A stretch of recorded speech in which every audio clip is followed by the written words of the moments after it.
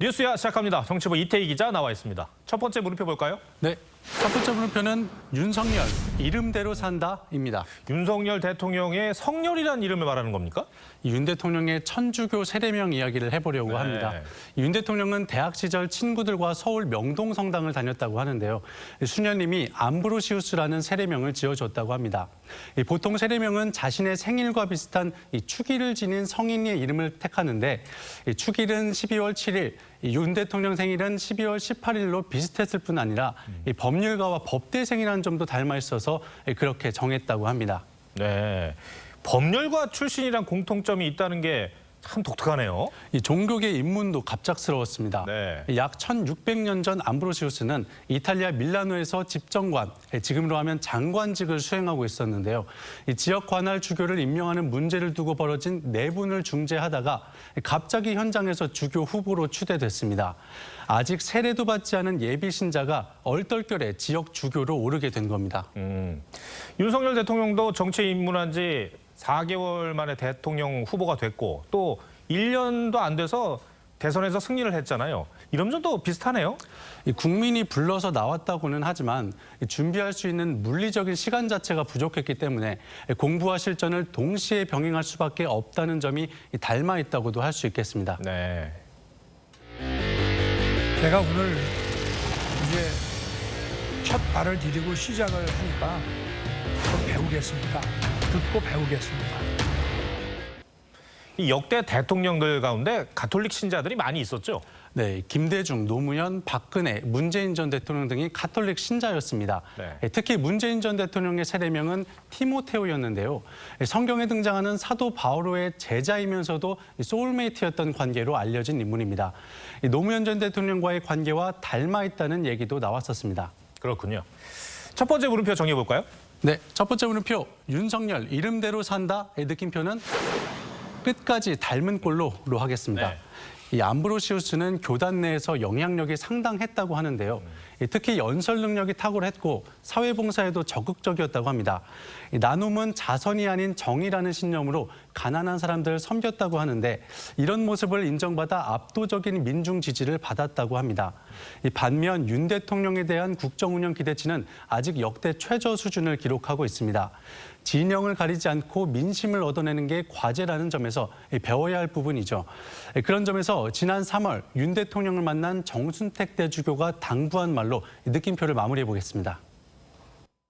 지금 우리 사회의 그런 갈등과 분열을 넘어서 통합의 그런 정치를 펴주시기를 또 희망하고 기도하겠습니다. 예. 그래야죠. 예. 네. 두 번째 물음표로 넘어가 보죠. 네, 두 번째 물음표는 잊히기 싫은 문재인입니다. 문재인 전 대통령은 퇴임 후에 잊히고 싶다고 하지 않았었습니까? 그거는 맞습니다. 네. 그런데 문재인 전 대통령의 발언 먼저 들어보시죠. 네. 대통령 끝나고 나면 그냥 잊혀진 사람으로 그렇게 돌아가고 싶고요. 저는 이제 완전히 해방되었습니다. 자유인입니다. 하지만 지난 일주일간 문 전 대통령 행보를 보면 그저 잊히기만 바라는 것 같진 않아 보입니다. 어떤 점에서 그런가요? 이 퇴임일에 맞춰서 문재인의 위로라는 제목의 에세이집을 출간했는데 이 책은 곧바로 베스트셀러에 등극했습니다. 나를 의심해줘서 미워해줘서 고맙다며 반대 세력을 향한 메시지를 남기기도 했죠.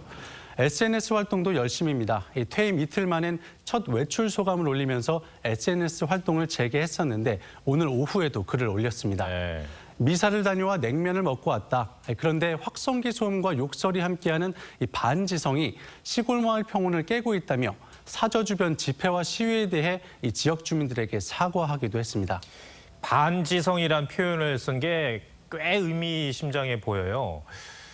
윤석열 대통령이 취임사에서 반지성주의란 말을 썼잖아요. 그 말이 생각이 나는데요. 그렇습니다. 이 윤 대통령이 민주주의 위기의 가장 큰 원인으로 반지성주의를 지목했는데 이게 문재인 정부와 민주당을 겨냥한 것 아니냐는 분석이 나왔었죠. 네. 다수의 힘으로 상대의 의견을 억압하는 반지성주의가 민주주의를 위기에 빠뜨리고 민주주의에 대한 믿음을 해치고 있습니다. 흔히 쓰이는 단어는 아닌데요. 그 어떤 의도가 있다고 봐야 할까요? 네, 실제로 문 전 대통령이 과거 반지성이라는 표현을 썼는지 기사를 검색해 봤더니 나오는 기사가 한 건도 없었습니다. 문 전 대통령이 자주 쓰던 표현은 아닌 듯한데요. 윤 대통령이 언급한 반지성이라는 것이 특정 진영만의 문제는 아니다라는 점을 반박하고 싶었던 것 아니겠느냐, 이런 해석이 나옵니다. 실제 속마음이야 문 전 대통령이 알겠지만 사실상 윤 대통령의 취임사를 반박한 것으로 봐야 되지 않을까 싶어요. 네, 최근 문재인 대통령은 또 트위터 팔로워 수도 늘리고 있는데요.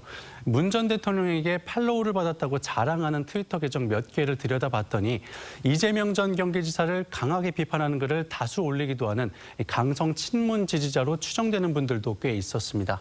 네. 두 번째 물음표도 정리해 볼까요? 네, 두 번째 물음표. 잊히기 싫은 문재인. 느낌표는 봉인된 기록물도 잊힐라로 하겠습니다. 네. 이 문 전 대통령은 재임 기간 생성된 대통령 기록물 39만 3천여 건을 지정 기록물로 등록을 했습니다. 최장 30년 동안 열람이 제한되게 되는데요. 네. 역대 최다 건수입니다. 박근혜 전 대통령 때보다 2배에 육박하고 노무현 전 대통령 때보다도 5만 6천 건이 더 많습니다. 네. 국정 운영의 투명성을 높일 수 있는 기록물은 꽁꽁 숨겨 기억 속에서 잊히게 만들고 보여주고 싶은 모습만 공개하려는 건 아닌지 모르겠습니다. 네. 이태희 기자 오늘 설명 잘 들었습니다.